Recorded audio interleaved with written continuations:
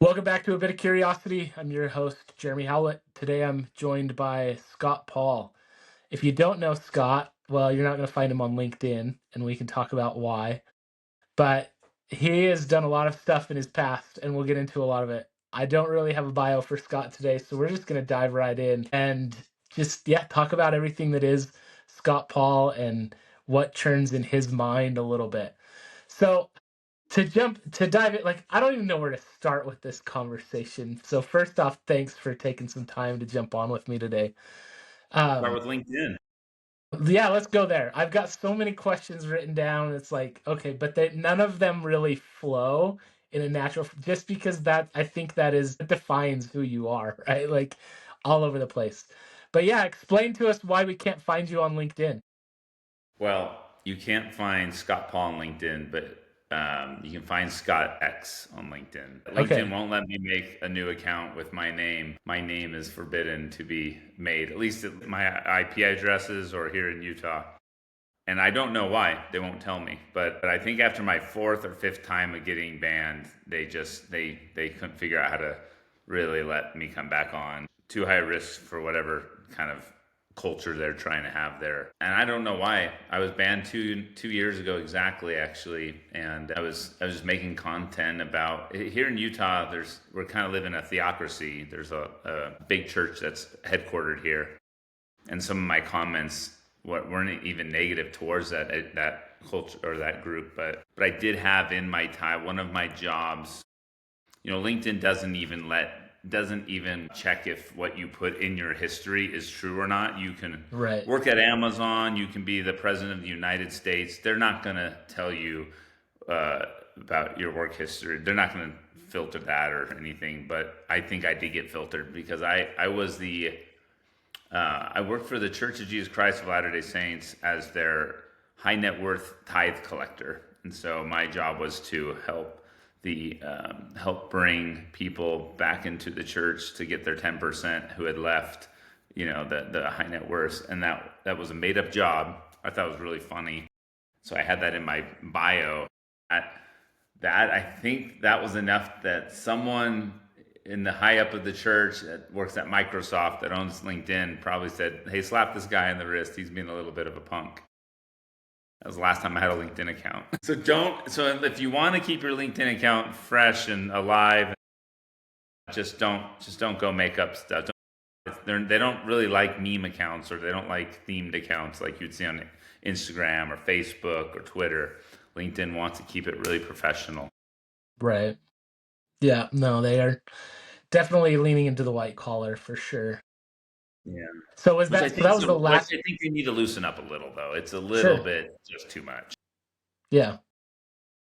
Yeah, so that was the last time you got banned, but you've been banned a few times, right? Like you've had to come back Yeah. on. During the crypto era, you see some Bitcoin back there. During that last cycle, boom cycle, for felt like it was starting like 2021, went to about 2023.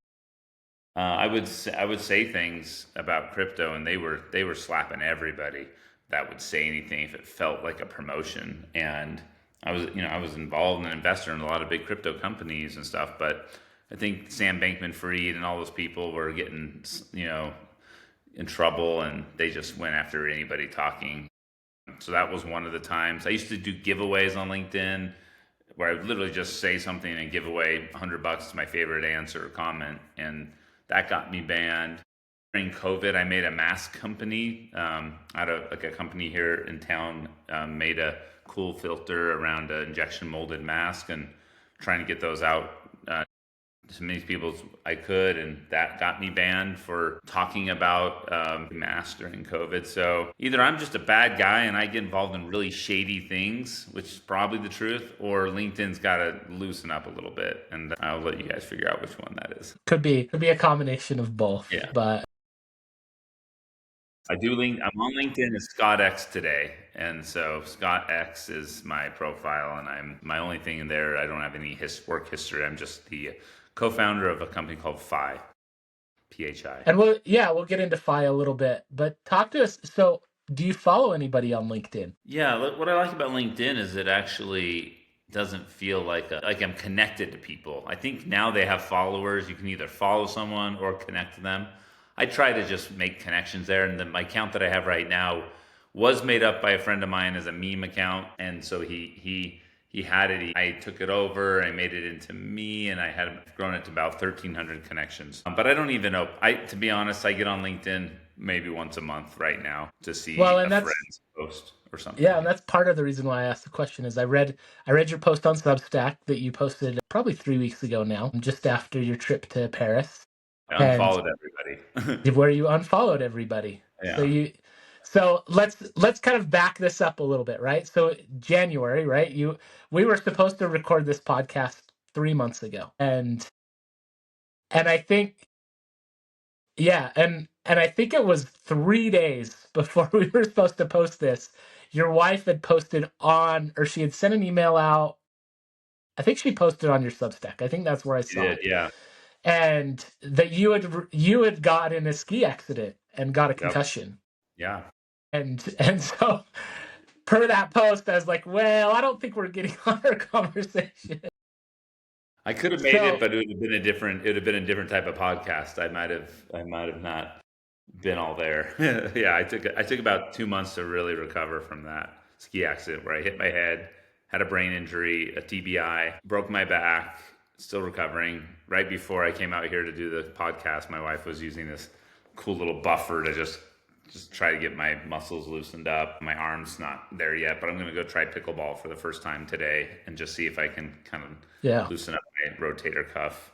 So I took a nice beating to the whole body on January 7th. I was out in the hospital for 4 days where I wasn't even awake really. So a lot of people didn't know if I was, in what condition I'd come back. It was a scary time. Now, luckily, I didn't have any trauma from like personally because I was out cold. I didn't have to worry about me. I was just eating food somehow and taking some breaths in. But my recovery has been pretty amazing. I actually have been doing really well and trying to have the best like energy towards that recovery. So I feel like it's been super super good times, and my wife has been there to give for me, and then my brain has done better than I think it's ever done. I used to be super ADHD, and now I read books for like 3 hours at a time, and I've been off screens. I've been off my phone for the 3 months. I still don't use a phone. So I have an Apple Watch to kind of get communications,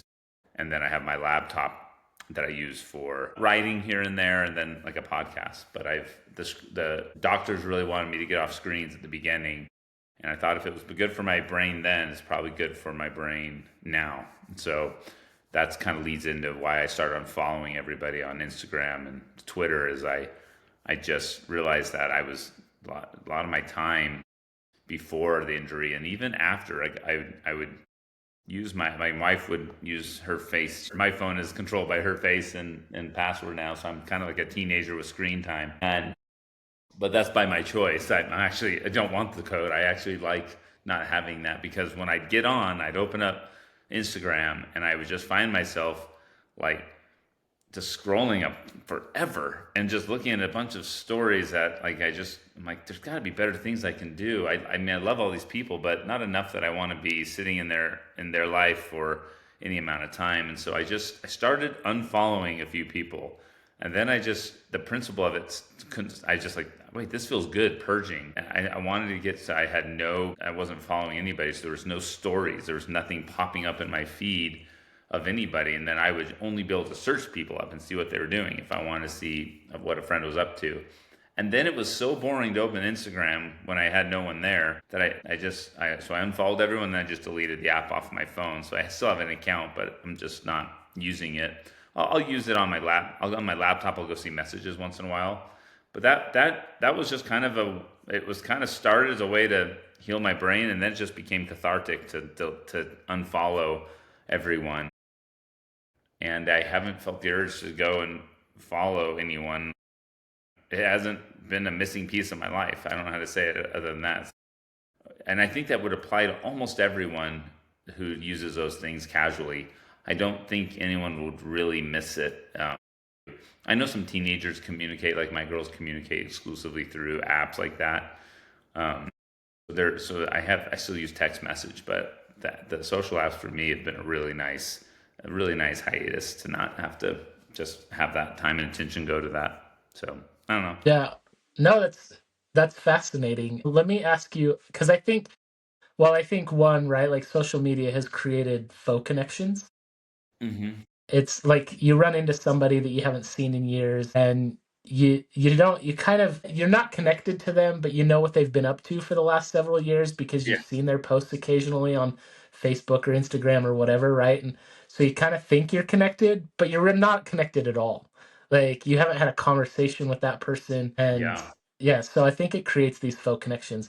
But let me ask you, you brought up one thing that so I've always like we've had several interactions in the past, and I've always known Scott as kind of the ADHD, like kind of scatterbrained Scott, right? Like you've done a lot of great things with that scatterbrain, right? But you talk about how you can actually sit down and read a book. Do you attribute that more to the brain injury or to the just being off of screens or a combination of both? I think it was easy at the beginning because I actually had zero screens, and so I was just almost addicted to reading, like I was, using a phone. It's like that was a way for feed my brain. I was the dopamine that I could get from learning new things.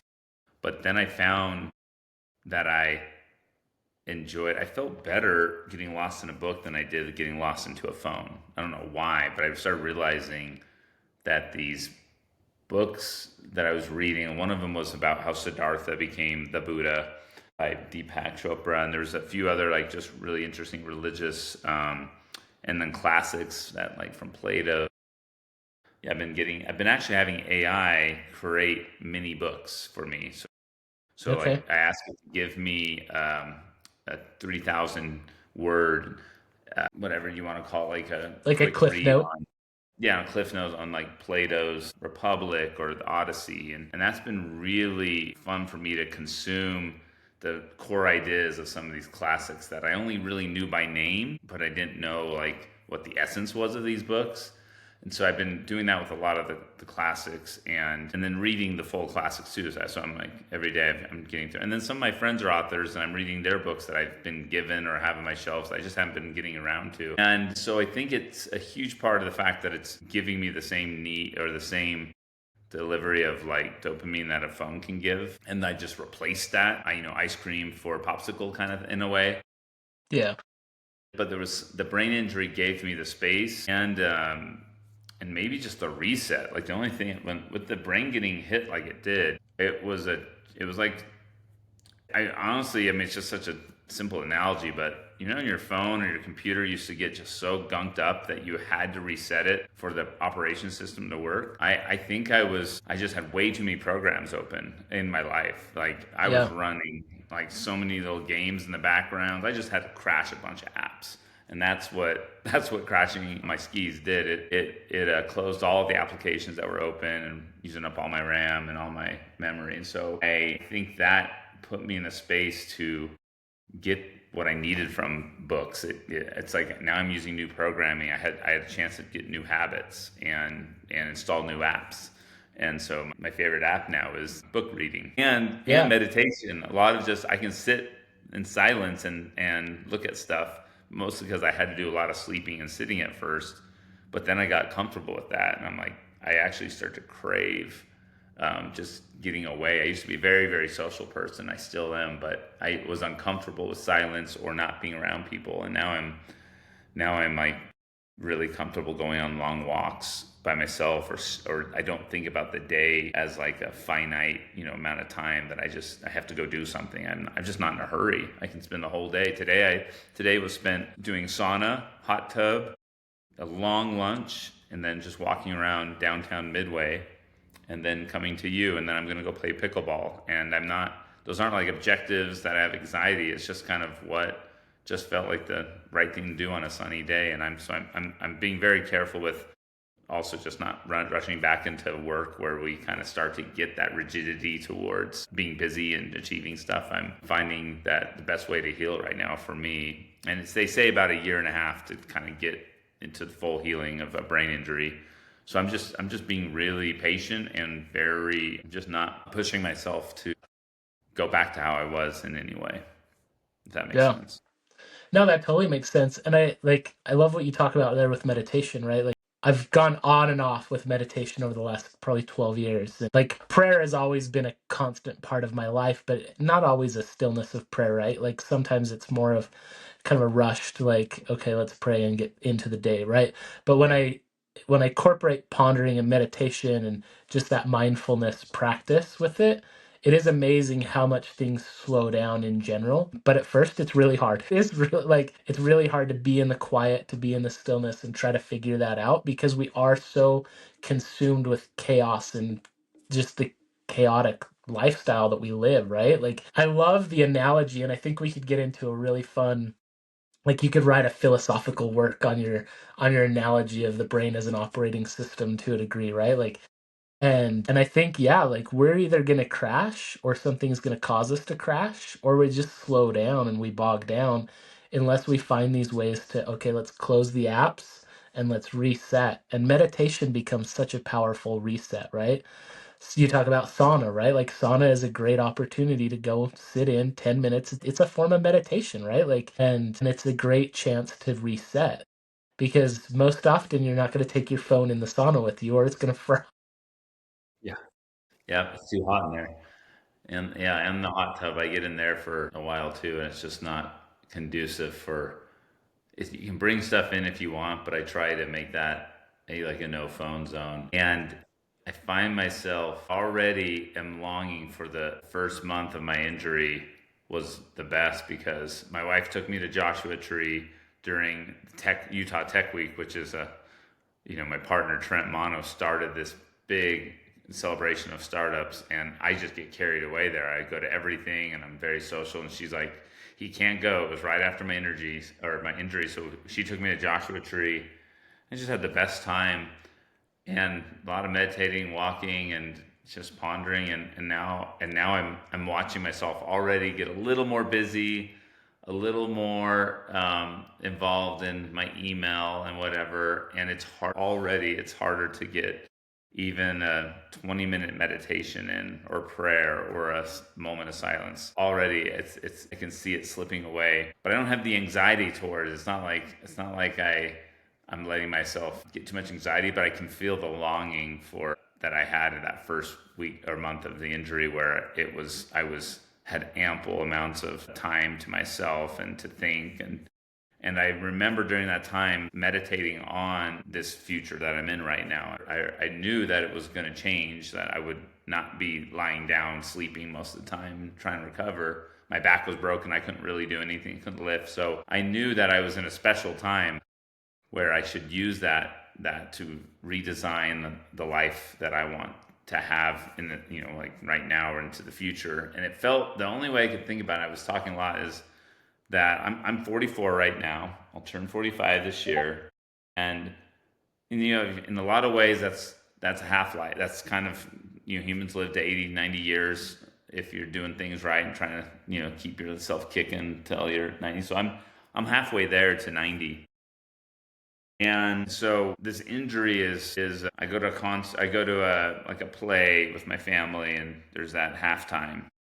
I go to a game, sports, there's that halftime.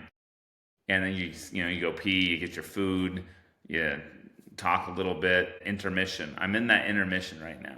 And I'm trying to make sure that when I go back into the game, back into my seat, that I got what I needed from the intermission, that I took the time to heal, redesign, but yeah, and that intermission could be 2 years, it could be 3 years. I don't know what it is, but that's what I'm in right now, and I'm using that time to figure out how I want to go back into the second quarter or the second half of this football game, Yeah. soccer game, whatever analogy you want. So that I haven't thought of that for about a month, but then when I was in the middle of it, I knew that this was my timeout, my halftime, my intermission, and I'm ready to. And I'm gonna keep myself here in this cocoon for a while, and then I'm gonna come back with what I'm doing for the second half of life.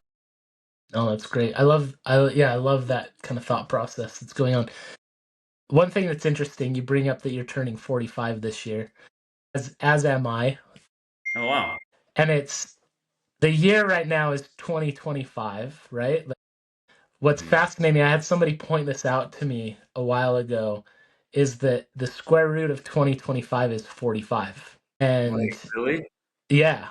And so that's fascinating. The next time that we have a square rootable year will be 2116. So in 91 years. And when was the last square rootable The year? the last one would have been, let's see, what's 44 squared? So 1936. No way. So so you and I are turning 45 in this square rootable year, which the square root is 45, which is like mind blowing. And it's kind Yeah, of like, okay, yeah, you blew my mind. You blew my like mind. the stars are like aligned for this magic year, right? Like, it's like we're a third of the way through this year, right? Well, fourth and a little bit, right? Through this Oh year. man, you But just it's gave me my email for I'm sorry, that's too good. so there's your next Substack article. Yeah, that's just wow. There are very few people alive that have been a square root year. Wait, hold on. So they would have been 40. So they would have had So you would they have would to have be 44 in 1936. oh, so they're not with us anymore. No. And We're the only living square rootable birthdays yeah, of yeah, the 1980 kids or yep, whatever that would be. Yeah. night, yep. So Oh, I'm happy about that. I don't know. You just made my day. I always knew I was special, Jeremy. I always knew I was special in some weird way. I didn't know it was going to be my birthday in my square root year. So something's got to happen this year too. I don't know what that is. yeah, Maybe it already no, happened. Actually, it happened the seventh day of the year. It that happened for happened in me. January, right? Stay off skis, Jeremy. Don't do anything that seems too risky. Don't choose to close your apps automatically by just kind of closing them. Don't go crash the computer. Yeah, I had a back injury just after COVID. So I think it was what 21. I think it was when it was, and I was literally like I was laying on the floor for the entire month of November that year, and it's no fun, right? Like, and yeah, it's rough when we start to feel like. Thankfully, some cortisone shots. I didn't have to do any surgery or anything. Cortisone saved me, and I've been back at it, and I'm again mountain biking and skiing and running and stuff, which is great. But yeah, it resets perspective for sure when the body breaks down in certain ways. And um a major accident it's a scary thing. So it's an awakener for sure. So so like coming off of that, you stopped following people, you talk about on your Substack, like just, and we've talked about already, right? Like this reset. Are those kind of the biggest learnings that you've had from this brain injury, or are there other things that have really stood out to you since this event? I mean, this I could go on for days, honestly, about all the learnings and feelings and things that I just sat and thought about. I mean, I don't have enough time to I haven't had enough time to make a ton of new habits from my learnings or put into practice some of the things I've been leaning on. But the big one is religion, honestly. I grew up in a religious state and among a religious family, religious people. And I found myself less zealous or less religious in the way that I was taught to be religious. And yet, in some ways, if I kind of break it down in different words, I'm probably more religious than I've ever been, and more spiritual than I've ever been, and more thoughtful about the universe and all the many creeds and deities and purposes that people subscribe to. And so a lot of my time in bed was like, what is religion? I try to zoom out as if I'm not in Utah or America and I just what is religion? If I take away time and take away geography, there's what is it? It's just at the root. What is this thing that people do where they encapsulate their deepest beliefs into some theme that then brings community around them that they kind of merge with. And some people don't do that community. Some people do it very independently. Some people are part of big communities. So I've been pondering and pondering about on religion because I feel like there's something there, in the sense that you'll hear people are less religious today than ever, like they leaving the big organized religions. But in some ways, you're seeing religious fever take over and religious fervor take over the state we're in. I got knocked out right before Trump got back in office, and it was kind of crazy. I'm like, is this the world I'm in? I'm like, what is going on? It was like I'm trying to come back into the real world, and I'm like, this is a different world. I'm not going to say it's bad or good. I'm just going to say it's intense. Yeah. I'm totally out of politics and I could really care less about the politics. They're so temporary and so in some ways so divisive that I just decided that's not something I'm going to really put too much of my energy towards. But I am going to put my energy towards something that's also divisive but not as temporary, and that is religious beliefs. And so that's where I've been at a lot right now, is trying to figure out, do the humans have religions in a way that's like necessary for them to have? Like, are we evolutionarily like tied to these beliefs? Like, do we need religion to evolve as a people, or are we supposed to unshackle ourselves from, religious organizations that are meant to control, but maybe they give necessary community? So I'm just trying to figure out, biologically, are religions necessary for being our best selves and organizing in a peaceful way? It was the book *Sapiens* that Naval Okay. Harari. Yeah. I read that one 10 years ago, and that kind of was my unplugging from, or just kind of like, I read that and finished it, and I remember just being like, what is real anymore? You mean everything from the Volkswagen Corporation to the church that I go to are made up and myths that we use to kind of just to bring people together. And it was written so well and it made so much sense that I could not find an argument against all the points that were brought up in that book. And then I think I've been on a very spiritual journey since then to try to find something in these religions, and find what is the purpose then, if these aren't the, because I was growing up that religion was everything, and that's the whole purpose of the very reason that I breathe and I'm here, and I'm in a small minute amount of time to be tested to see if I'll do the things that get me back to my Father in heaven. And I just don't have that. It just doesn't work for me anymore. It doesn't seem that is the thing we're down here doing. It's a great story for some people and it works for some people, but it doesn't work for everyone. I really want to find truth that is really universally adopted, where everyone can just really jive with it. And so that's where I'm at right now, and I'm actually starting. Finally, I gave up on trying to find the religion, and I'm going to start one. Okay. Yeah, you're going to post about that in upcoming, because you highlighted it briefly in one of your recent posts on Substack. Yeah. Yeah, I think like *Sapiens* is an interesting read, right? Like he definitely ascribes to the myth theory, and brings that up. Kant has talked a lot about this, right? To great degrees, Immanuel Kant.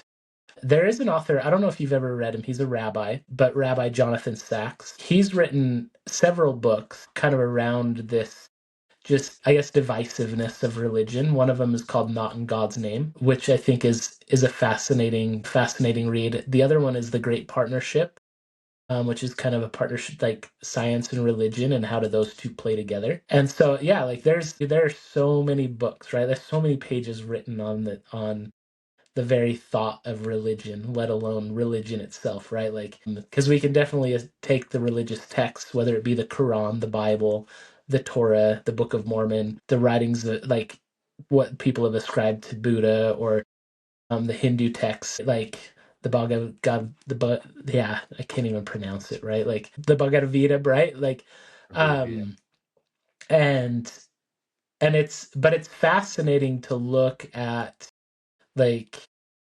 across the world, that you can even go to some of these ancient civilizations that hadn't been colonized, and they still had some worshipful practice of something, right? And it's really fascinating to see how much religion is not just tied into Western culture, it's tied into nearly every culture.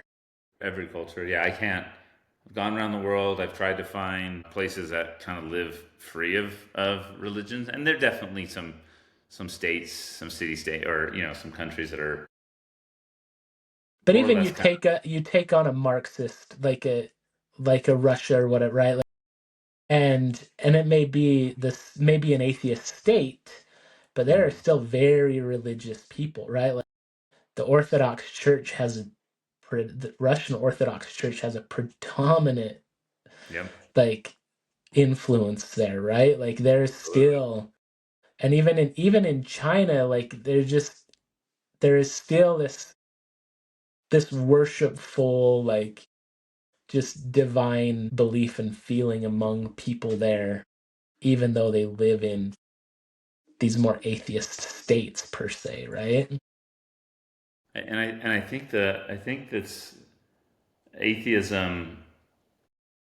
I don't know the definitions of everything. It's a belief that there's no God or no divinity. Maybe I don't know what it exactly entails to be atheist, but I don't know what religion also means quite yet. I'm trying to figure out if can an atheist be religious, and can they I have think so. atheist?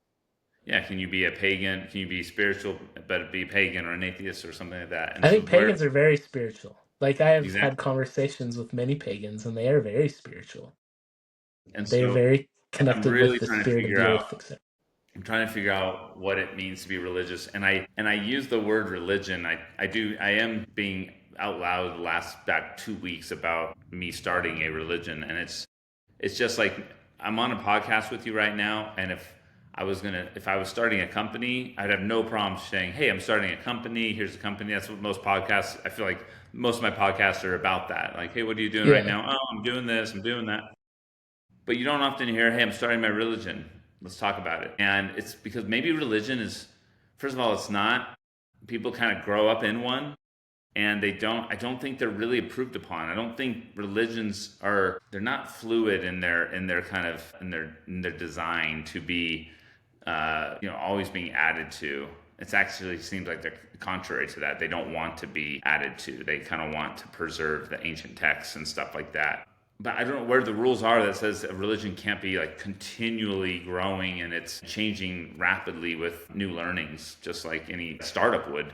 So, and the word religion is triggering to a lot of people, especially people that have religious trauma from maybe they grew up in a church that did not, either the family or leaders didn't do the worship or teach or act in a way that was uh, good for that. So there's a lot of religious trauma, especially in the state of Utah. It's abundant here. Doesn't You don't have to look far for it, and I'm sure it's in a lot of places where there's a dominant religion and then maybe some subgroups. And I don't even think I think it's just everywhere. There's a little bit of that. So I'm talking openly about it because it feels like it's a conversation that doesn't need to be taboo or hidden. And I know people are going to go, "Yeah, he hit his head and now he's starting a religion." Yeah, crazy old Scott. That's exactly what happened. So I can't deny that. Here's what my religion is, though. It's my religion. It's my belief. And just like in the crypto days, you could have your own wallet and hold your coins, right? That was my favorite part about crypto was that I didn't have to custodian my value or my tokens with a bank or with I could have it in my own possession under my own mattress with the encrypted passphrase and key and stuff. And so I feel that religion should be the same thing. I don't need to take my belief and custodian it with a business, which most religions are just they're just business. They're corporations. They're nonprofits. There's not one political party or business really encapsulates what I believe, and so I'm not going to just go put that and have them hold that my well-being or my soul in a sense. My soul's here, and it's my beliefs are here, and I'm gonna have all that in my possession, or I'm going to custodian my own beliefs, and that's what I'm doing. So when I say I'm starting a religion, I actually don't want a single follower. It's just my family, and if they don't have to follow if they don't want to. But my wife's down to help, and she loves the idea. I live on a beautiful ranch, and we're just going to convert it to a place of worship. And I'm kind of restoring an old belief that most of the ancient religions worshipped, and that's the sun that goes around every day. and I'm just going to have Scott, her have you do ever those. read The Surrender Experiment? No, Okay. I So will. I'm going to cue that up. yeah, so Michael Singer, I don't know if that name sounds familiar to you at all. I read a lot about Peter Singer, but not Michael. So Michael Singer started a company in the 80s that went on to, it was a medical billing software that went on to merge with WebMD Okay.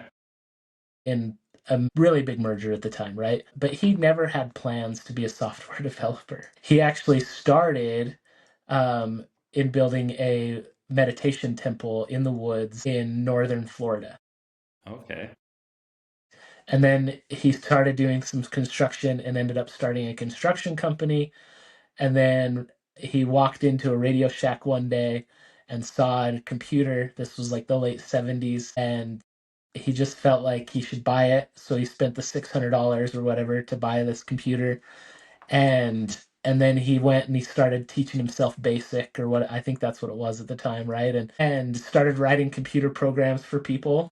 And then it kind of became a business. And then he That's had great. two people approach him, two different companies that were like, "Hey, can you build a medical billing software for us?" And he's like, Jeez. "No." He's like, "I can't do that." And they're like, "Well, okay." And then they came back to him later. They're like, "No, really, can you do this?" And he was like, I probably can, but it'll take this long." And they both were like, "Okay, that's fine as long as we can have input along the way." And so Yes. he ended up building it. But so the Surrender Experiment is his whole life in just giving into what he calls the voice. He wrote another book called The Untethered Soul, where he talks a lot about. I have heard. I think I've heard of both of these actually. So The Untethered Soul is his more well-known book, Yeah. but the Surrender Experiment is his book about his experience going through it, right? But that was like his approach, right? Like it wasn't, he's like, I'm not starting a religion per se, right? Like we're gonna have a meditation temple, a place where people can come. We'll have guided meditations, we'll have meditation time. It's a place of gathering. And so I think that, yeah, that can kind of resonate to what you're looking at. You bring up a lot of really interesting questions here, right? Like what is spirituality? What is religion?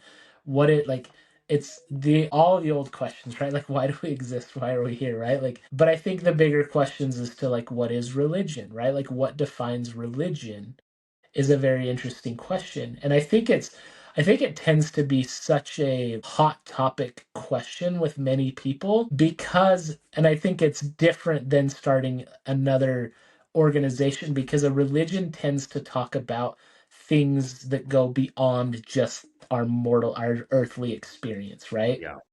It tends to go beyond, and it tends to define or attempt to define our very existence, right? Like our being, right? Like whether you look at Descartes, right? Like not not starting a religion, right? But having this very conversation, right? Like going back to the brass tacks, like, okay, like am I really even existing, right? Like am I even a person, or is this just some just ephemeral like vision in whatever, right? Like is, or am I like, and so coming down to the great phrase of I think therefore I am, right? And that's not where he stops. And so then he starts, because he pairs it all down to that, and then he builds it up, right? I don't know if you've I don't know if you've AI'd Descartes' I meditations yet, haven't but yet, but I will. I got 3 books from today that I so got to go give my 4,000 um words to. but so yeah, like so you look at Descartes, right? Like you've talked about Plato's Republic, right? Like Plato goes into these conversations a lot, right? Like how should great societies be? How should we look at our eternal existence, right? Like looking at all of these things. And then you look at the pre-Socratic Greek philosophers, right? Like these are not new conversations that you're having by any stretch, right? Like No, and I mean, let me just shoot straight. I'm creating, for me, it's a religion around the sun. There's nothing new about that. There's temples all right, over the world dedicated to sun gods from the Mayan, Aztec, the Hindu, Egyptian, where yeah, the absolutely. Egyptians. They all have their sun gods. They were worshiping it. And then AI started telling me that the reason we don't worship the sun anymore is because scientists found out that it's a big burning star. I'm like, still seems pretty important to me. I don't. I mean, that's still incredible. It's still, all I know is that the sun predictably comes up and goes down. I've had so many experiences in its presence, in its warmth. It's it feels like it's pretty important. I don't know what I do without it. And So I so I'm just going yeah, to strip down my religion to things that I'm not going to wear some.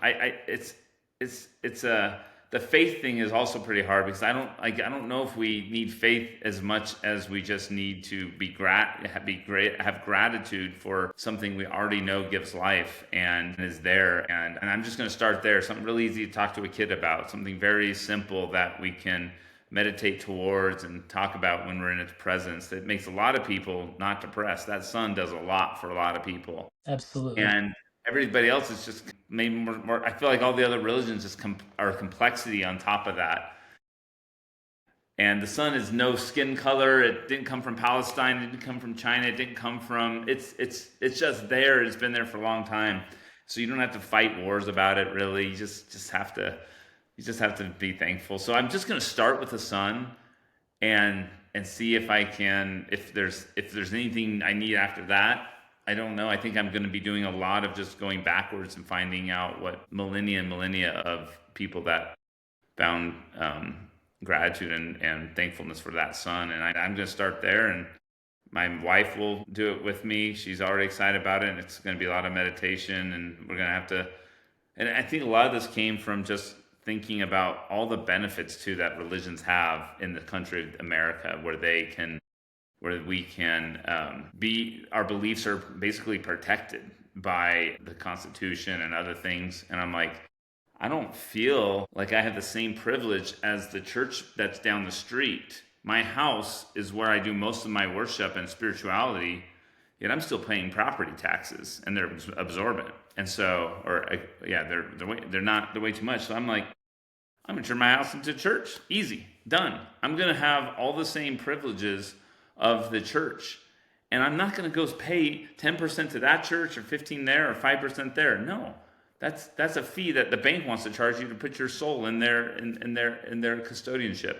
I'm gonna custodian my faith, my religion, my beliefs, my purpose in my home and in my own heart and with my family. And that's the same rights that every person has. It's an individual. So I'm really unbundling with this. I'm going to show other people how to make their own religion too. It's so simple. It's $33 in the state of Utah. Everyone should have their own religion if they want that, and they don't have to make it official, but they can have it in their heart. And guess what? It's compatible with any of your existing religions. You can go do all your other religions, unless some religions do say you have to have us as your only religion. There are some that don't believe you can stack religions. I think religions is stackable as knowledge or food or whatever. You can put things together and get a better outcome. So I think So the way that you're using the term religion, and like I'm not I'm not going to say you're wrong or you're right in this instance, it's right? fine, Like, yeah, but I think what is really interesting to me is the way in which you're using the term religion is I think that there is a really interesting dynamic as far as like stacking religions, right? Because like I think within my faith and the faith that you're very familiar with, right? You bring up the word meditation a lot, and it there's almost this like fear of it for some reason, even though I've heard it from the pulpit many times. It still has, for some reason, it has this Eastern, it's too Eastern, right? Like yeah, it's yeah, and I think that's the same across a lot of Western religions when you start to incorporate words or thoughts or ideas that are more Eastern based. yeah. There tends to be this stigma against it, right? And I think that's wrong, because I think that we do need to be meditating, right? Like we do, like there are a lot of things that I have looked at in Eastern religions, heck, in pagan beliefs and others that are like, okay, like I really want to incorporate that into my worship, into my practice, right? Into the way that I am and that I grow. I consider myself an amateur scholar of scripture, and I don't see any, my brain is spinning on this, right? But as you talk about the sun and as you define the way you see the sun, I completely agree with you. We need to have more gratitude, right? I'm not going to ascribe to worshiping the sun, but I should be grateful for it. But I also see it as a powerful symbol of other things that I strongly believe in, because of, especially with some of the words that you just used, right? Like seeing it, the warmth, the reliance that we can have on it. The earth literally revolves around the sun. Like, it is the center of our universe, right? Like, all of these things really kind of put the sun as this really interesting diorama of like what a lot of us might ascribe to worship, right? Like, whether I'm Buddhist or Hindu or Islam or Christian or whatever, right? Like, it can at least play this great symbol of what is at the center of my beliefs, right? And I think for like where you're at with you personally and your personal journey, I think that's a powerful place to start, right? Yeah, Like, it's to say, okay, I'm resetting and that's what I'm going to start my focus on. yeah. And And I actually don't think worship, that's another thing with religions. Worship might not be necessary in religion. Idea of worship is actually a little, it does give me a little bit, I get the same thing where some people might hear meditation and get a little bit cringe. I'm feeling that with the word worship. so I think defining the word worship is important too, right? Because I think that there is the idea of worshiping, okay, I can worship my favorite football team, right? And that I'm putting all my time and energy into that, and I hate and I have this hatred towards anybody that supports any other Yeah. football team, right? Like, and I think that's where we tend to think of worship. Whereas think of worship personally as this, okay, I'm looking at a deity personally, and I am ascribing to live in the example of that deity as best as I can, knowing that I'm going to be imperfect at it. Hmm. And but striving to do as asked by a deity to do, because that's what I have found that brings me joy. That to me is worship. But I also believe that in that vein, I should not be exclusionary. Like, because we could be having this conversation and I could be hardlining with you and be like, no, you're an idiot, right? Like, but I'm not, because I don't want to be, right? Like, that's not a healthy The dialogue for truth either is one you of us. can't, Jeremy. I can't. Go I on. don't think you can. With deity, this is the struggle with deity, is if we're on a debate and there's polls below and the general population's watching it, the sun is undeniable. It's there Yeah. and it's Yeah. good and it gives. But no one in all my searching can make their deity more impressionable than the sun. It's Sure. impossible. You can't do it. No, I And hear if you that. could, I would love that. I would love to see Jesus come out of the sky. I would love anything like that. I want deity to exist. It sounds hella cool to have deity among human beings. That would be the raddest like version of the world we could be in. The truth is, it's not the case. From my lived experience, I'm only going to talk about to my children and to my friends the things that I've observed in the real world, and they're all so good already. I don't need to actually fabricate anything more than what I've already observed and feel. And in that, for me, there isn't any sign of deity beyond ourselves. I think we are the deity. We're gods, and our humans are incredible. My puppy over here, my dog, they're gods in their world. They're incredible. They're the only deity I need, but they don't. But I'm not going to worship them in that sense. They're not all powerful. And if someone could, if anyone, any podcaster, anywhere in the world could come and sit with me and convince me that there's something more powerful than the sun, all ears. But that's what I'm trying to say is you can't hardline with me, because that's the problem with religions of today, is that they try to hardline something that isn't, that you can't hardline. And the sun, I'm going to debate everyone in the world on the sun right now, and I'm going to win. And I'm not trying to win. I'm just going to No, say, I like, hear you. I'm Yeah. going to No, something like, else.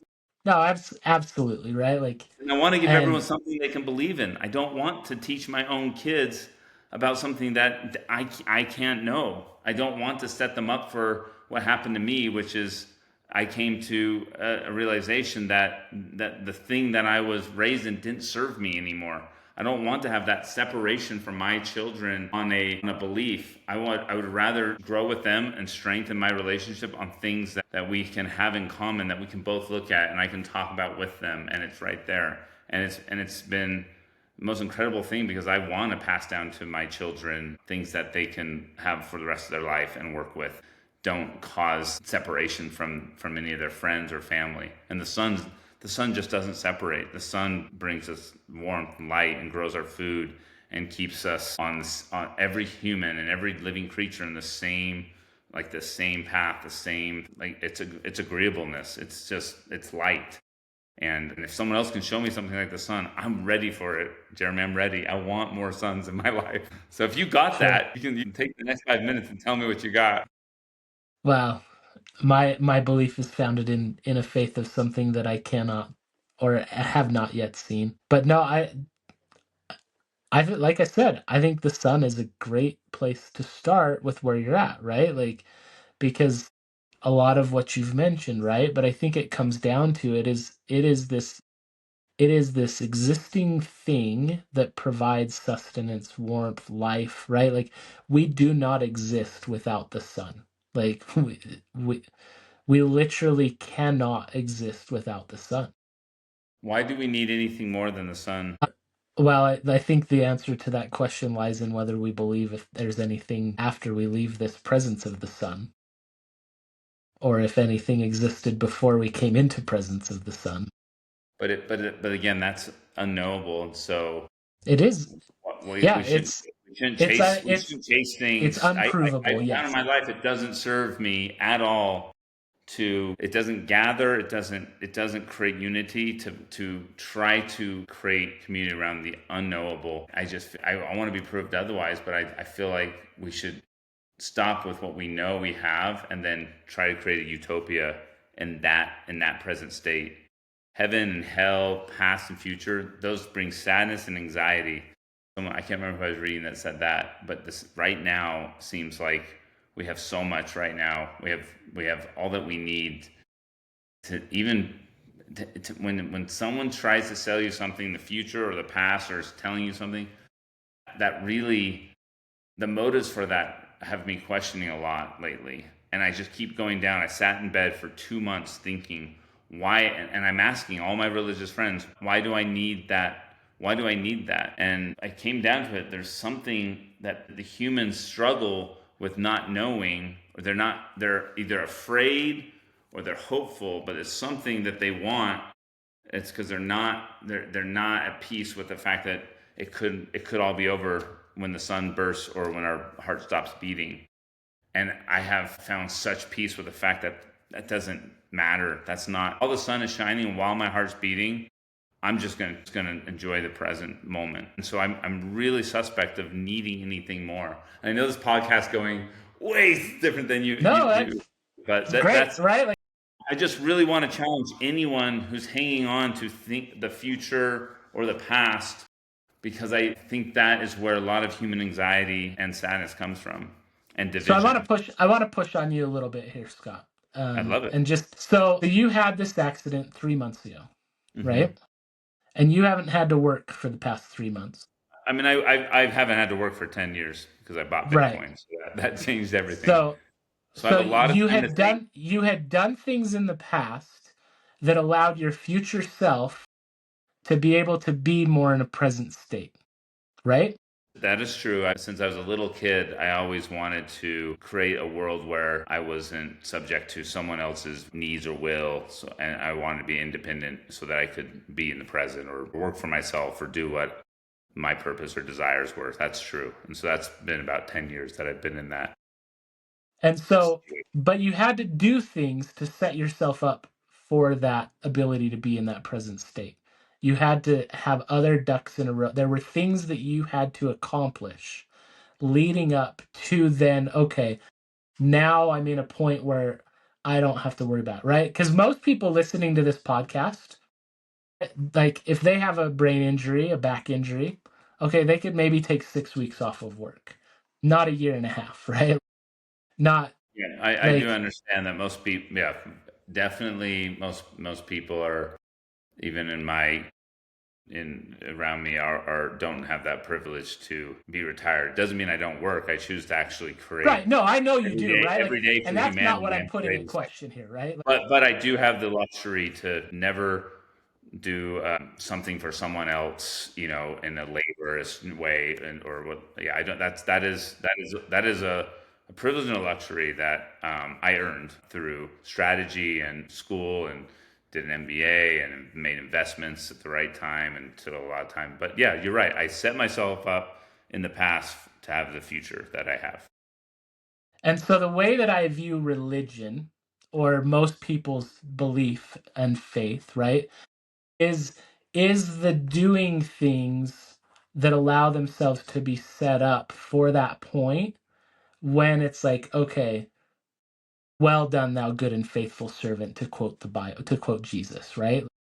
Um, that there is this action that, okay, if the sun bursts, if things go right, like I want to be in a state where I'm comfortable with when that happens, that I know that I'm going to be okay. And for a lot of people of faith, that's why they practice faith. That's why they practice their religion, is because they foresee some future existence. Whether that's a Hindu that believes that he's going to go through the 7 layers, right? And then finally be brought up and be reunited back, right? Like, or be a Buddhist reaching that point of enlightenment, or be a Christian where I'm going to a heaven, or a Latter-day Saint to inherit a celestial kingdom, or Islam going on to their paradise, right? Like whatever it is looking at, okay, I have certain things, rituals, beliefs, practices that I want to ascribe to and live by, so that I can be in that state where I can be completely present. Yes, should we be more present every day through that journey? Absolutely. Do we tend to fear the future too much across all beliefs, all of us? Absolutely, we do, right? Like we don't ascribe to hope enough. We ascribe too much to fear. We don't live today as much as we should, right? Like completely agree with all of that. We are not grateful enough for the things, the bounty, the abundance that is around us, right? Like we miss that, right? Like, and I think that's universal. Yeah. But talking about faith, right? Talking about religiosity is looking at, okay, I ascribe to that the sun exists, but the sun came into existence somehow. And it was not an ex nihilo creation. It was not created out of nothing. It was not a big bang. And We so don't, but we don't know. That's just but impossible we to know. don't know it, right? Like I get it, right? Like But I I am know it's there. talking, But I know it's there I right now. know, I'm talking about things that are unprovable, right? And that is what faith is things that are unprovable. Um, I until I see that sun come up tomorrow, it is not provable that it will come up tomorrow. I have a lot of likelihood that it will, because it consistently has come up tomorrow for 45 years of my life, right? Like I have seen it come up, and so okay, tomorrow I expect it to come up, right? But until it comes up, it's unprovable. And yes, that's in a very small microcosm, but until I see God, yeah, he's unprovable, right? Until But, I see but you've Jesus seen the sun. rerected, You've like seen the that's sun. unprovable aside from the records that have been written and recorded, right? Like Yeah, so, but you see but the I can sun. see the sun every single day, hopefully, right? I hope it'll come up tomorrow. I expect it will, right? And if we carry this conversation into tomorrow, then And you'll be like, see, you'll I'll be bet like, you $1,000 right now that'll come up tomorrow. and I won't take that bet because I have very strong assurance that it's going to I'll come bet up you $1 million. tomorrow, I'll bet you $1 million you don't see a God or a Jesus in your lifetime. and I won't take that bet. Actually, I might take that bet, but Let's do it on the blockchain. That'll be a good one. I take that bet. But that's actually not a fun one because then you have to wait too long for the. I like ones that have an end date. So, hopefully we still have yeah. another 45 plus years before we figure out the answer to that one. I just think that the fact that even that you said there's so many things that people use to plan for the future, different things. That's the problem. That's the issue right there. It's like how can one individual faced with all these many paths for them like to develop a You're way right. to, Religion and is I'm not just like, universal. You're no, right. I'm just gonna give my kids, my 10-year-old I'm going to teach her what works for me and how I got here. And it's really hard. You have to have a little bit of like bravery, I think, in today's world to start a religion and to branch off from all the thinking of the time. And that was kind of how my actual religion that I grew up in was taught to me. And so I'm doing the very thing that I was taught. I'm restoring an old religion, and I'm going to get a lot of slack from it. But I think I'm going to get a lot of people that enjoy it. And I'm not looking for a single follower. I'm not looking for a donation. I'm just doing it for myself. And I'm going to teach everyone around me how to do it for themselves too. And I do believe it's But this stackable. is I think you could do it right now, being a tithe payer of the LDS Church, and I think a Catholic and I think a monk could do it from following Buddha. I think anyone could do it. So that's my second half. I think is going to be very punctuated by religiosity, spirituality, and I hope. And this is the first podcast I've really talked about anything like this on. It's the first podcast I've done since I've hit my head. So you've got, I think most of the future is me talking about this. I'm not as interested in VC and venture cap stuff I've been doing. I don't have the same attention and interest in that space of transaction and finances. Those to me are just, they're just the, like, I don't know, they're part of the game, but they're not they're not the end game at all. They're not the part that I want to be at where I am at in my life right now. So right now I'm very focused on health and wellness with my AI company. And this is the logo right here. Happens to have a circle, which is interesting with this whole sun thing going on. Um, and then kind of this my family and the legacy or the preservation of the land that we have and the beliefs that we have. I want to try to find something that my whole family can be a part of, and not something that can eventually divide the family, which I've seen in almost every one of my friends and my family, everyone I grew up with, everyone I know who grew up Mormon, literally everyone has a situation where the family has become divided and distanced because one, two, or three of the members no longer followed this faith that said that you had to kind of stay together to get to this part of the thing. And there's just lots of stress and lots of sadness that comes when the family thinks a different way. And it well, happened to let my me be family. one of those friends that's not the case, right? Like, Then, but so, that's give yourself 45 more but it's years. I guarantee a child, a mother, a father, a cousin, no, you'll. I have members of my family who are not practicing, right? Like, and don't ascribe to it, but we're Yeah. not divided. That's my point, right? Like, But I in a way, you are divided. The brain is divided, meaning there is in that religion, it's taught that there is a little bit of a separation. Like if they're not, I don't know any other way to put it, but it's very significant to me in all that I've observed that it's not a religion that accepts the separation of belief within the family in any what nice way. It's actually so it's I actually yeah, I think that's there's a no way cultural around it. thing I have a in child some that's not instances, but I baptized, and she's shamed, and she's it's very tough for any person in that religion that doesn't go with the faith. They have ways to make it actually really hard for the people that aren't in it, through the temples that people go in to get married, that they can't see their own families do that thing. It's not set up for differences of belief. If someone leaves a faith, there's no your badge for all the service you gave us and the mission you went on. They're not going to give you any care package as you leave all that volunteer service you did.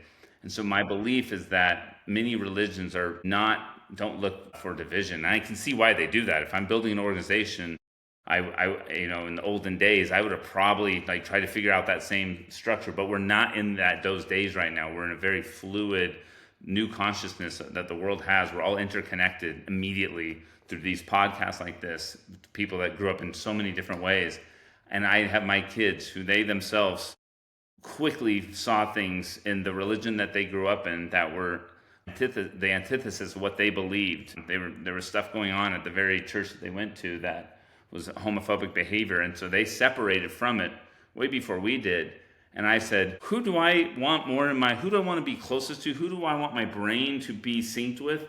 It would be my own posterity over anything. I want to know and be in their like-mindedness. And so this is what I'm coming up with is something that families can stay in the same. I really want to find something that can bring some where everyone can nod in agreement. We even started praying last night during dinner. We prayed to the sun god that was right outside shining in on our table, and I thanked the sun for the peppers that it grew that we're eating and all that. And then for the first time in years, our kids said a prayer to the sun god. I'm like, this is crazy.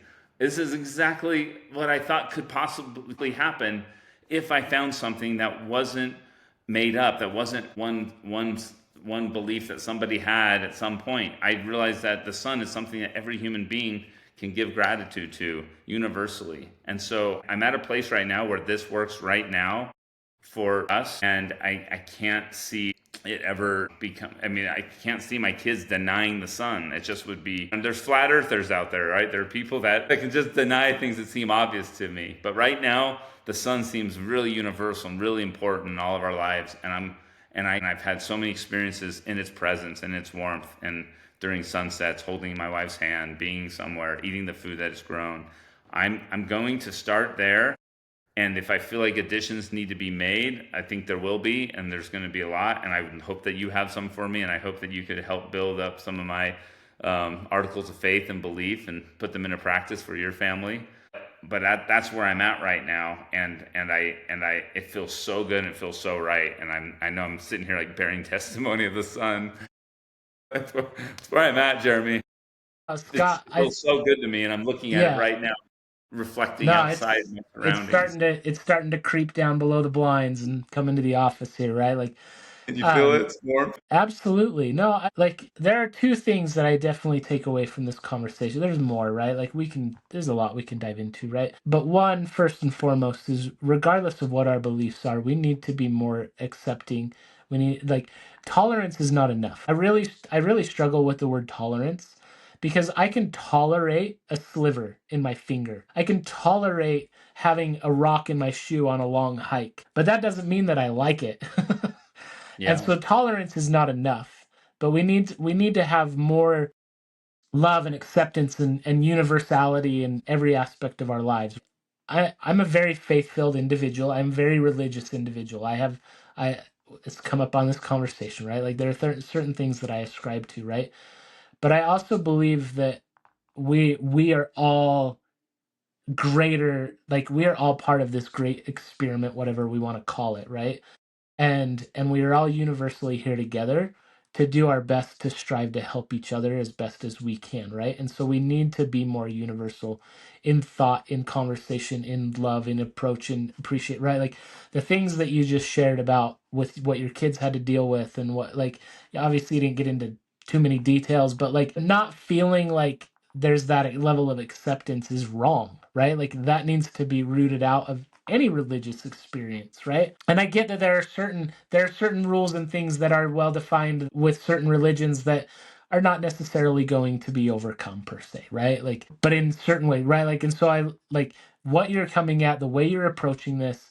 In there is one thing that we can all believe in, right? There's one thing that we can all universally agree on, and hopefully we can all agree on the sun and its greatness, right? Like, but then the second thing is recognizing the gifts that we are given, right? Like this Mother Earth, the sun, what it provides, right? Like as mentioned, right? Like we do not exist without the sun. Like there's no way, right? Like oxygen, right? Like there, all of these things, are we recognizing these things on a regular and consistent basis? Like I love the fact that you and your family are there giving thanks for the sun, its warmth, the food, the vegetables, the things on your plate that it has provided for, right? Like, and whether you do that to the sun, whether you do that to a god, whether you do that to the earth, what, like, right? But recognizing the things that we have been given, because I don't, like, it's amazing to me, right? Like we were watching something on some streaming channel the other day with my kids, and we had it paused, but up on the screen came a QR code to thank a farmer, right? And it was, and so I did it, right? Like I was just like, it takes you to a website, you can leave a little message, right? I don't know who it goes to, I don't even know if it goes to anybody, right?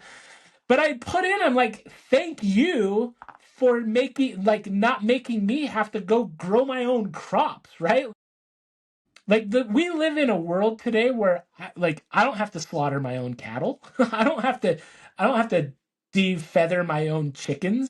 I don't have to like I can grow my own garden, right? But I can't grow avocados in Utah unless I have a greenhouse.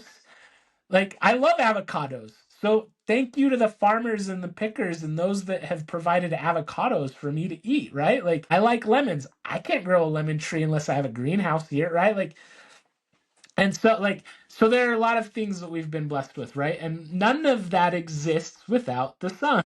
You're talking too religious with me here about the sun thing. So talking about okay, can I stack religions, right? Like that becomes a very hard idea for some people. I get it. But like can I are there things that I can learn from Scott's faith, Scott's belief, right? Like Scott's sun religion here, right? Absolutely, It's right? only 2 weeks old though, so Absolutely. if you learn anything from a 2 week old religion, then I'm really doing good. That means I got something. I got product market fit. I got religion market fit, whatever that. No, I love it. I think we could carry on. There's a lot of other things we could dive into. We didn't even get into phi today, right? But um I yeah, I think life is a journey, right? It's an experience. And we're all here to try and figure out this experience and how do we contribute to the greater whole of society as best as we possibly can, right? I know here within the Utah community, you've done a lot for a lot of people, whether it's making investments or just aligning connections or what, right? Like there's a lot of things that you've done in your previous 45 years, right? And at this halftime, right? Like what's this next 45 years look like, right? And do you end up turning the ranch into a sun meditation retreat, how like whatever that ends up being, right? Um, but it's yeah, I so thank you for your time today, Scott. I appreciate like I have enjoyed this conversation. I don't agree with everything, but that's okay. And You but I don't agree with the appreciate the sun? conversation. I agree with the sun, Okay. absolutely. I don't That's all agree. I've stated. That's all I've stated. I haven't made any more claims than the sun comes up tomorrow and pay you $1,000. Well, you've negated claims, so I'll say I don't agree with the negated claims per se. That's true. That's But true. the claims that you have made that are positive claims, I don't disagree with probably all of them. I'd have to go back and re-listen to make sure I agree with all of them. But the ones that you have negated, some of those I disagree with. So there. Okay. But I no, Okay. I All right. Yeah, that's fu- yeah. that's a fun. It's a fun. Religion is always going to create conversation. There's not a human So that doesn't have some experience with religion in either, even if they grew up atheist or a-religious. There's religion is abundant in our life, in our absolutely. politics, in our And products. I think it's important that we carry on the conversation, right? That we have a healthy dialogue around it. It's when it becomes contentious that it becomes problematic. When we become too defensive on it, it becomes problematic, right? So I will finish with two questions. Yeah. One, what book have you read recently that you would highly recommend to others? It's my friend Elle Griffith. She's or Griffin. She wrote this book. I know I forget how to pronounce it. Elysasian. Elysian. Elysian. Elysian. That's it. Elysian. Elysian. She basically has a bunch of her Substack and her writings that she's put together, and it's a book about utopian thinkers. And she herself is a utopian thinker, where we find in the world right now, and I'm going to go back on most religions. Religions are dystopian in nature. They have a future that is something has to happen that's going to be pretty horrific for a lot of people, maybe good for some. But politics and nation, like just the way that if you look at dystopian thinking towards utopian thinking, most people think it's getting worse. And L thinks, and I think that it's the best it's ever been, and it's only getting better. And Star Trek can be our future. We can travel galaxies in peace, and we don't have to. We can advance medicine to the point that we can live very well for a very long time. And so I just this book has I'm almost done with it, and it's just got me in such a different frame of mind on how we should. It sounds as simple as positive thinking, but it's quite hard to stay positive in the environment that's pressed on us from the social media, from the news, from the Yeah. movies. Everything's dystopian. It just takes a quick keyword search to like see how much that word is used versus utopian. So Yeah. go read the Utopian Thinkers, and she did that and kind of put a lot of together. And also, there's this book that I forget Pink. His name's something Pink, but it's man, I can't think of the name now. Something now. Is it Trying to Daniel find. Pink? Yeah, Daniel Pink. Something now. What is it? It's a really good book about statistically how everything is the best it's ever been right now by all measurable instances. Like we are in no, what is it? Something now. Dang it, Daniel Pink. I'll go look it up. Yeah, I'll put it in the show notes. We'll figure out what that one is. Yeah, But and so he's that's written a another couple one. of good books, right? Like A Whole New Mind and Drive. But Uh, yeah, I think that's one of his newer ones. yeah, maybe it isn't. So I think like as you talk about utopianism, right? Like and Yeah. this is a whole nother rabbit hole we could dive down is the whole transhumanism idea, Okay. right? Like there's this level of thought around transhumanist thinking in the sense of like, okay, the millennium will exist as Christians talk about it, but it will be brought about through this progressive transhumanist idea that we'll get to the point where we create the millennium. It's not specifically ushered in. And so that's another interesting rabbit hole to kind of dive I was down. in that when I was heavily Mormon. I was way into the thought leaders in that space. Hugh Nibley had an idea where we would create a Zion on Earth, and it was much different than the hell damnation that you read in like Third Nephi when all the cities are blown up and flooded and all the wicked are wiped out. And my mission in Italy, I went to Italy for 2 years, and we didn't baptize anyone because every time we talked to like a pretty educated Italian family and challenge them to read the Book of Mormon, they'd get to this part where like the earth gets wiped out in Mesoamerica, and it's like where the Nephites and Lamanites were, and they're like, your Jesus is, they would say like, your Jesus is super scary, like they don't want anything to do with it. And so I was like, back then I'm like, oh, they just don't know. But now I look back on them like dystopian people who use dystopian like futures and casual and like an end of world like scenarios where that just doesn't that's a scary way that creates a fear, and anything that creates fear for me is the antithesis of love. And I'm not, I don't want to be a part of religions that use anything that are fear inducing.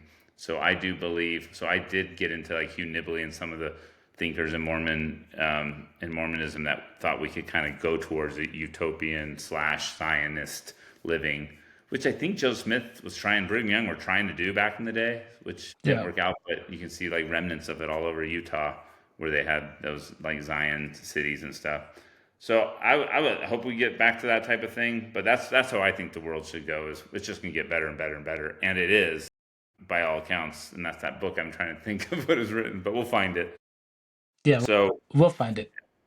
that's the book I was showing you. Yeah. How do you say that again? Elysian. Elysian. Okay. Yeah. Elysian. Yeah. I think Good stuff. I think it's a common concept of a utopian society, right? Yeah, like it's Elysian field or something. Yeah. Okay, last question. All right. This is probably my favorite question. Where have you traveled? Where's your favorite place you've traveled in the past, and why? Well, I did get to go last month to 2 places, and they were booked before I had my injury, so it was kind of like we should try it anyway and see how we do. And went with my wife to Norway to see the World Cup for cross country skiing with a guy who runs the cross country venue here, an ex-Olympian. So it was really cool to go with him because he was kind of like the ambassador for the sport of the U.S. ski team. And Norway was a place that just kind of showed me that there are places in the world that are way ahead of us on civility. They were closer to what I thought would be like a Zion or like a utopian society than almost anywhere I've been. And you can read about Norwegian, Norway and Denmark, man, they've got it. They're figuring it really out. Figured some stuff out there, and they're not very religious, neither of those places. And so that does have me like kind of do one of those why are the places that have got a lot of safety and peace and stuff, and they just don't have, and then you places that have the most religion are usually the most unequal. There's not a lot of equality and not a lot of freedoms. And so I've been just thinking about that as I travel to new places. Then right after Norway, went to Paris, and Paris had a great. What I loved about Paris is I've been there before, but this time I got to walk a lot, and walking became my new favorite thing to move. That was the only thing I can really do to recover was walk. And It's every so day good we were for your walking. back. Yeah, yeah, Yeah. we were walking like 8 miles everywhere. And I noticed, and I remember on my mission in Italy, same thing. Every time I saw a big fat person, it was an American visiting Milan. And the Italians, I never saw many fat Italians. Same with Paris. There's Yeah. just everyone walking around. And I'm like, what are they doing? I don't feel like they're going to the gym. I don't think it's that they walk a lot. They walk and they ride their bike everywhere. And Like, they have good foods over there. and They they don't eat lots they of don't put a bread. bunch of crap in their food. Their foods don't have a ton of crap. And so someone that grew up with a health code, that's pretty strict, realizing that a lot of these Parisians are healthier than the most of the Utahns. I'm like, damn, how do I incorporate walking into, like, so this kind of comes back to my religion too. I want my beliefs on wellness to be incorporate movement of the body, just like more important than anything we put in our body or put out of, or whatever. That movement is what the Parisians figured out, and it was so good for me for a week to walk 8 miles a day, and it made my whole attitude and just everything. And there was the sun out every day, and that changed a lot too. The sun and walking in it is was the best part of my healing in Paris that I've had. Yeah. So I have a friend who's been on this podcast. Do you know Richie Norton? Is that Very well. He's my okay? co-founder in this company. Oh, are you doing that with Richie? Okay. Yeah, he Awesome. joined. So Richie does 25,000 steps a day. Really? Um, yeah, so he literally does work while he's walking. So he just walks around the North Shore of Hawaii. And yeah, he'll post it Wait, every Richie. once in a while. Sorry, Richie Norton. I know Richie Norton. Yeah. I was thinking Richie. I was thinking of another Richie that did Okay. Pura. Okay. No, I know Richie Norton too. I stayed in his house, and I went to high school with his wife, Natalie. Okay. And Richie definitely figured something out because he got skinny fast, and I was wondering what it was, and it must have been that's his walking. Because when I was in his So house in Hawaii, his clothes didn't fit me. I was using his clothes out of his closet, and I was skinnier than him. Now he's way skinnier than me. So I had yeah. no. It's the No, walking. That's what he figured out. he's pretty shredded right now. He's been doing a lot of pull-ups too. Just trying to lift heavy things as well. But yeah, he started just walking. Like he'll That's post his awesome. step count every That's once in a it. That's while on all. his I mean, all Instagram. our bodies are Yeah. designed to. They don't even need to lift that much. The walking alone will keep you, I think, in a really great equilibrium if you Yeah. It's do that walk. walking is highly underrated. Yes, that's what I learned. That was my, and so Yeah. Paris it gave me the testimony of walking. Yeah. For sure. Well, Scott, thank you very much. Where can people keep up with you if they want to follow you, learn more about the religion of the sun or whatever else you're working on? I think you can follow me at Scotty Coin on Twitter, or just my Substack, Scott's Posts. So your Substack, do you send out an email probably every couple Yeah, I did. weeks or In the year whatever? of 2024, I sent out an email every single day at 4:20. That just became the 4:20 news. That was my entire year of 2024, and then and now I am done writing. I was a lot, and it did what it needed to for me, and now I'm more in a meditation, and I still write, but I'm not writing publicly as much. But that's where I'll update the. That's where I keep people updated. Like you said, next Yeah. week on 420, on Sunday 420, I will do my 420 post, and it'll be the introduction to the sun religion. So I'm going to play off what I like the symbolism here, right? But that is also the day of the rising of the sun. Are you serious? SSUN, because that is Easter Sunday. So Wait, 420. This 420 is Easter Sunday, huh? yes. The rising of the sun. SON. That's good. So Although it happened, we believe it happened a different day, right? In Mormonism. well, So that's Christmas. Never mind. April 6th or something was the Christmas one. Do you see my yeah. shirt? Yep. Keep on the covenant It's path. beautiful. Right there. Beautiful. There's the Beautiful. sun. There's the There's sun. the sun. Sun, stars, and moon. So, Scott, Which, thank you so where much. will I you end up, appreciate it. Jeremy? Where are you going? What kingdom are you going to? I'm going right here in I'm hoping I'll outer make darkness, right here, way over here. over on your ribs. So, Scott, thank you for your time today, man. I appreciate it. That was good. That was a good one. Thank you for it. Thanks. It was very, very, Yep. very good Thanks time. for sticking with us through the whole conversation, everybody. Again, this is a bit of curiosity. Please share, subscribe. So, we appreciate it. Have a wonderful day.